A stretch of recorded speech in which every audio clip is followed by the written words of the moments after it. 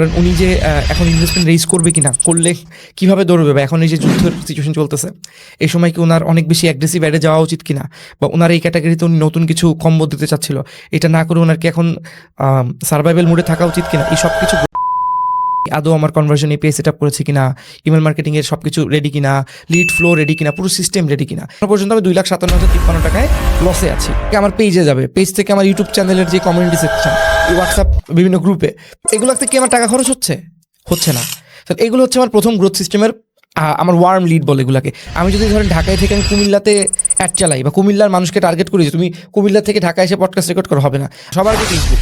এই যে প্রসেসটা যদি আপনি বুঝে থাকেন, মাইন্ডসেটটা, যে প্রথমে এখানে, তারপরে এখানে, এটা কাজ না করলে এটা, এই যে পুরো প্রসেসটা, এটাকেই বলে গ্রোথ মার্কেটিংয়ের একটা।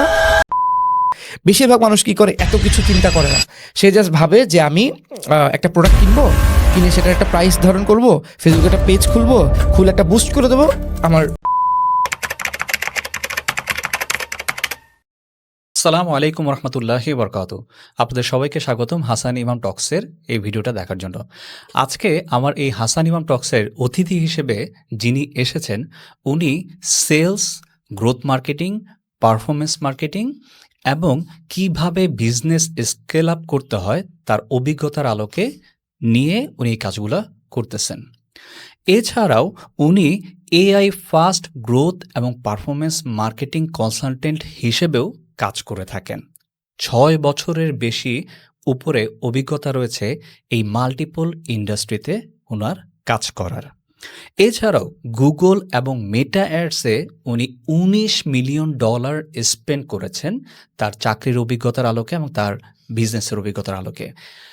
এমনকি উনি আর্লি মার্কেটিং গ্রোথ এজেন্সিগুলার একজন কো-ফাউন্ডার, যে এজেন্সিটাকে আমরা সবাই নেক্সট লিডার হিসেবে চিনি। এছাড়াও উনি ইউএসের একজন পারফরমেন্স মার্কেটিং ইনিশিয়েটিভ হিসেবে কাজ করছেন। উনি আর কেউ নন, তন্ময় দত্ত ভাই। আসসালামু আলাইকুম ভাই, কেমন আছেন? এই তো আলহামদুলিল্লাহ। তন্ময় ভাই, আপনি কেমন আছেন? খুবই ভালো। আমি প্রথমে আপনার যখন একটা ক্লিপ দেখলাম, আমি মনে করছিলাম আপনি কি রিয়েল লাইফে আসলে এত হাম্বল, বাট আপনি যেভাবে আমাকে পানি এনে দিলেন, আমার খুবই মনে হয়েছে যে ঠিক আছে, আপনি ফেক করতেছেন না। থ্যাংক ইউ, ভালো লাগতেছে অনেক। অসংখ্য ধন্যবাদ। আচ্ছা তন্ময় দত্ত ভাই, আজকে আমরা যে বিষয়গুলি নিয়ে কথা বলবো, যে আমাদের বিজনেস ইন্ডাস্ট্রিকে সামনে রেখে যারা কিনা নতুন বিজনেস ইন্ডাস্ট্রিতে নামছে, পার্টনারশিপ বিজনেস অথবা সোল প্রপার্টিশিপ বিজনেস, অথবা যারা ফ্রিল্যান্সিং হিসেবেও কাজ করছে, তারা Facebook marketing, Google ads, Gmail, LinkedIn এসব নিয়ে কাজ করে থাকে। এবং আপনার প্রায় এইসব ক্যাটাগরিতেই, এই যে গুগল, জিমেল, তারপরে মেটা অ্যাড বলি, আরও লিঙ্কডইন বলি, এসব ক্ষেত্রে আপনার হ্যান্ডস অন একটা এক্সপিরিয়েন্স, খুব ভালো একটা অভিজ্ঞতা আছে। তো সেটার আলোকে আপনার সাথে আমরা আজকে আলোচনা হবে এবং আশা করি এখান থেকে অনেকেই উপকৃত হবেন তাদের বিজনেসের ক্ষেত্রে। তো প্রথমেই যে জিনিসটা আমি আপনার কাছ থেকে জানতে চাচ্ছি তনু ভাই, যে ডিজিটাল মার্কেটিং শব্দটা অনেকে ব্যবহার করে, আবার গ্রোথ মার্কেটিং শব্দটাও ব্যবহার করে। তো ডিজিটাল মার্কেটিং এবং গ্রোথ মার্কেটিং, এই দুইটার মধ্যে পার্থক্যটা কোথায়? ওকে, সো এখন এআই এর যুগে যে কোনো মানুষ যদি এই দুইটা নিয়ে আমাদের এটা পজ করে জিজ্ঞেস করে, তারা পেয়ে যাবে। কিন্তু ওইটা হচ্ছে মানে প্রাতিষ্ঠানিক একটা অর্থ, বাট প্র্যাকটিক্যালি যে কাজ করে তাদের জন্য কিন্তু জিনিসটা একদমই ওরকম না, ডিফারেন্ট। সো ডিজিটাল মার্কেটিং আপনি যে কোনোভাবে ডিজিটাল কোনো একটা প্ল্যাটফর্মকে ব্যবহার করে, সেটা আপনি বললেন অলরেডি, জিমেল মানে ইমেল মার্কেটিং, সেটা হতে পারে লিঙ্কডইন একটা পোস্ট করা, যত কিছু আসবে সব কিছু একটা ডিজিটাল মার্কেটিংয়ের কি মানে ডিজিটাল কোনো একটা প্ল্যাটফর্মকে ব্যবহার করে বিপণন করা, এটাই স্বাভাবিক। গ্রোথ মার্কেটিং হচ্ছে একটা মার্কেটিং অ্যাক্টিভিটিসের মাধ্যমে গ্রোথকে ইনশিওর করা। দুইটার মধ্যে এই ডিফারেন্সটাই আছে এখন। সো আমরা বলতে পারি যে গ্রোথ মার্কেটিংয়ের অনেকগুলো সেক্টরের মধ্যে একটা সেক্টর হচ্ছে মার্কেটিং, তার একটা সাব সেক্টর হচ্ছে পারফরমেন্স মার্কেটিং। গ্রোথ মার্কেটিংয়ের মধ্যে অনেক কিছু থাকে, যেমন ধরেন এক্সাম্পল দিই, আমাদের একজন ক্লায়েন্ট, এখন উনি দেখবে অমশিওর, ওনার একজন তার একটা পার্টনারের সাথে পার্টনারশিপ ছিল, তারা দুজন মিলে কোম্পানি শুরু করে একটা। সো 3 বছর পরে কোম্পানি এখন প্রথম থেকে আমরা মোটামুটি এক জায়গায় নিয়ে গেছি, একটা স্পেসিফিক রিজনে তাদের মধ্যে এখন অমিল হচ্ছে। এখন সে ভাই আমার কাছে কনসালটেশন চাচ্ছে এই জন্য যে ভাই উনি চাচ্ছে না আমার সাথে কন্টিনিউ করতে, আমার এখন এই সিচুয়েশনটাকে কীভাবে ডিল করা উচিত, কারণ উনি যদি ওনার শেয়ারটা নিয়ে চলে যায় এই মুহূর্তে, আমি তো ফাইন্যান্সিয়ালি ইস্যুসে পড়ে যাব। হ্যাঁ, ওই যে ওনাকে আমি যে কনসাল্টটা করলাম এটাও একটা গ্রোথ মার্কেটারের কাজ। তো তারপরে ধরেন উনি যে এখন ইনভেস্টমেন্ট রেইজ করবে কিনা, করলে কিভাবে দৌড়বে, বা এখন এই যে যুদ্ধের সিচুয়েশন চলতেছে এই সময় কি ওনার অনেক বেশি অ্যাগ্রেসিভ অ্যাডে যাওয়া উচিত কিনা, বা ওনার এই ক্যাটাগরিতে উনি নতুন কিছু কম্বো দিতে চাচ্ছিল, এটা না করে ওনার কি এখন সার্ভাইভাল মোডে থাকা উচিত কিনা, এই সব কিছু গ্রোথ মার্কেটিংয়ের মধ্যে পড়ে। ডিজিটাল মার্কেটিংয়ের মধ্যে কিন্তু এত কিছু পড়ে না, এখানে টেকনিক্যাল পার্টটা বেশি থাকে, যে আমি আদৌ আমার কনভার্সন এপিআই সেট আপ করেছি কিনা, ইমেল মার্কেটিংয়ের সব কিছু রেডি কিনা, লিড ফ্লো রেডি কিনা, পুরো সিস্টেম রেডি কিনা, এটাই পার্থক্য। সো একদম সহজে বললে গ্রোথ মার্কেটিং হচ্ছে পুরো বিজনেসের প্রবৃদ্ধিকে ইনশোর করার জন্য যেই মার্কেটিংয়ের অ্যাক্টিভিটিস আমরা করি, অ্যান্ড তারই একটা সাব সেগমেন্ট হচ্ছে ডিজিটাল মার্কেটিং, তারই একটা সাব সেগমেন্ট হচ্ছে আপনার মেটা অ্যাডস, গুগল অ্যাডস, এটাই।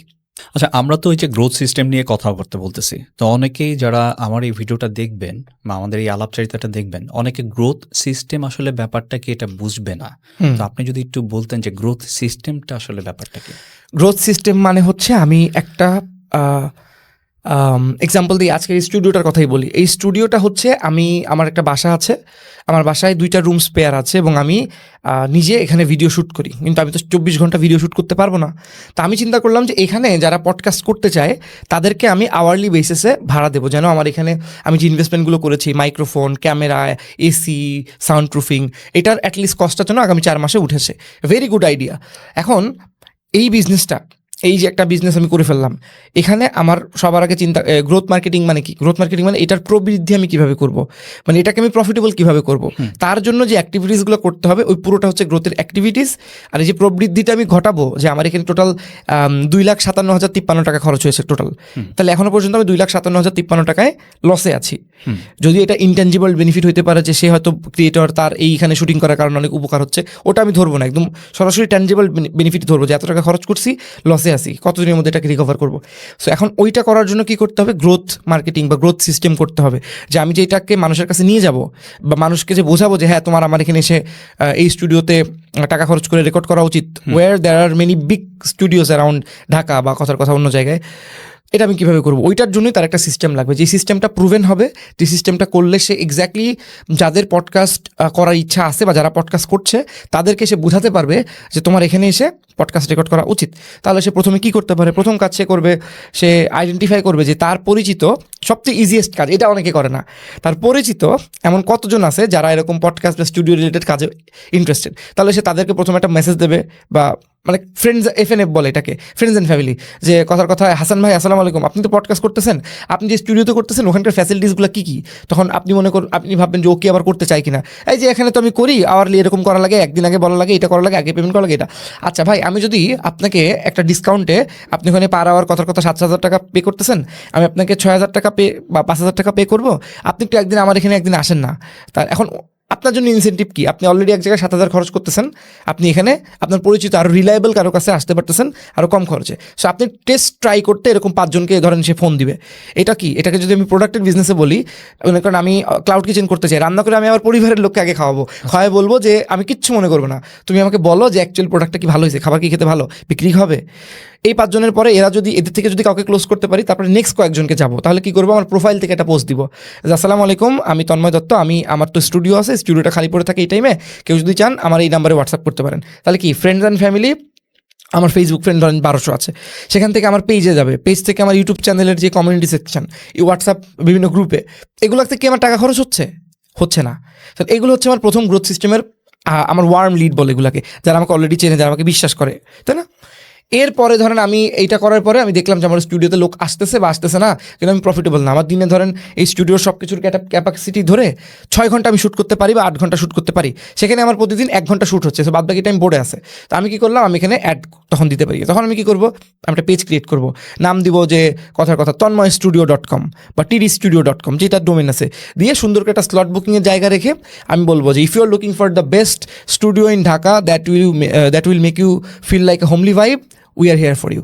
এরকম দিয়ে আমরা যারা স্টুডিও বা পডকাস্টিং করে আমার আশেপাশের এলাকা, কারণ এটা বুঝতে হবে, আমি যদি ধরেন ঢাকায় থেকে আমি কুমিল্লাতে অ্যাড চালাই বা কুমিল্লার মানুষকে টার্গেট করি যে তুমি কুমিল্লা থেকে ঢাকায় এসে পডকাস্ট রেকর্ড করা হবে না, আমি কী করবো, আমি যদি এটা গুলশানে রেকর্ড করি, গুলশান 1 থেকে 1 কিলোমিটার টার্গেট করি, সবার আগে ফেসবুক, ওকে, করে আমি জাস্ট দিয়ে ভিডিও ভিউ চালাবো যে ওকে এখানে আমি শ্যুট করতেছি, করার কারণে আমার এই যে আমি খুব ভালো ফিল করতেছি বা আমার সব কিছু হয়ে গেল। আর একটা ভিডিও ধরার আমি করলাম লজিক্যাল, যে আপনি বাসা যদি একটা ক্যামেরা কিনতে চান এখানে এত টাকা খরচ হবে, ওয়ারঅ্যাজ আপনি একটা মিনিমাল কস্টে আমি আপনার ভিডিও রেকর্ড করে আপনাকে ফাইল সহ পাঠিয়ে দিব, এইখানে আপনি করতে পারেন। যেমন অনেক স্টুডিও কিন্তু এডিটিং সাপোর্টও দিয়ে দেয়, seriously they edit the video for you. এখন যার মনে করেন একটা কর্পোরেটে ভালো লেভেলে আছে, তার টাকার অত বেশি সমস্যা নেই, সে এডিটিং সার্ভিসটা নেয়, কারণ সে এডিটিং বোঝেও না, সে জাস্ট চায় যে সে তার এরকম ইন্ডাস্ট্রি লেভেলের গার্মেন্টস মনে করেন বড় HR ম্যানেজার, ইউনিলিভারের ওদেরকে নিয়ে উনি 20টা এপিসোড করবে, তার ইচ্ছা ওইটা শখের বসে, তার জন্য কিন্তু পার এপিসোডে 60,000 টাকা খরচ করতে কোনো অসুবিধা নেই। তো এখানে আমরা অনেক দিকে চলে যাচ্ছি, বাট লং স্টোরি শর্ট, এই যে প্রসেসটা যদি আপনি বুঝে থাকেন, মাইন্ডসেটটা যে প্রথমে এখানে তারপরে এখানে এটা কাজ না করলে এটা, এই যে পুরো প্রসেসটা, এটাকেই বলে গ্রোথ মার্কেটিংয়ের একটা প্রসেস, গ্রোথ সিস্টেম। বেশিরভাগ মানুষ কী করে, এত কিছু চিন্তা করে না, সে জাস্ট ভাবে যে আমি একটা প্রোডাক্ট কিনবো, কিনে সেটার একটা প্রাইস ধারণ করবো, ফেসবুকে একটা পেজ খুলবো, খুলে একটা বুস্ট করে দেবো, আমার ওটা সেল হয়ে যাবে। সো ওইটা তো তখন গ্রোথ সিস্টেম হলো না, ওইটা একটা আন্দাজে হাতছড়া হলো। এখন এটাতেও কিন্তু অনেকে সেল পায়, এমন না যে সেল পায় না, অনেকেই পায়। আমি নিজেই ধরেন একসময় ট্রাই করছি, অনেক কিছু হয়েছে, একটা দুটো সেল হয়েছে, কিন্তু ওইটা সে বলতে পারবে না যে এটা কেন হলো না, আর যদি হয় তাহলে কেন কাজ করছে। ইটস লাইক ধরেন কথার কথা, চোখ বন্ধ করে আমি একটা আম গাছে হিট মারলাম, 3টা আম পড়ছে, এখন আমি খুব ফ্লেক্স নিচ্ছি, আরে আমি তো মারলেই আম পড়ে। এখন পরের দিন আমাকে বললো ঠিক আছে আবার মার, পড়লো না, এবার দিন আবার মার, পড়লো না। কিন্তু সে ওয়ারঅ্যাজ আমি যদি এখন কথার কথা এক্সাম্পল দিচ্ছি, রাইফেল দিয়ে একদম দেখে একদম আমের বুঠাতে একটু ক্লিক করে মারি, তাহলে কি ওই গুলিটা যে ওখানেই লাগবে এবং পড়বে, এটা কি প্রুভেন না? হ্যাঁ। সো গ্রোথ আসলে বেশিরভাগ সময় প্রুভেন একটা সিস্টেমের উপর চলে, এবং যেটা করলে এই প্রবৃত্তিটা অ্যাকচুয়ালি এনশিওর করা যাবে, ওইটা হচ্ছে গ্রোথ সিস্টেম বলে। আমি অনেক এক্সাম্পল দিয়ে বুঝালাম, আশা করি বোঝাতে পারছি। ইয়েস,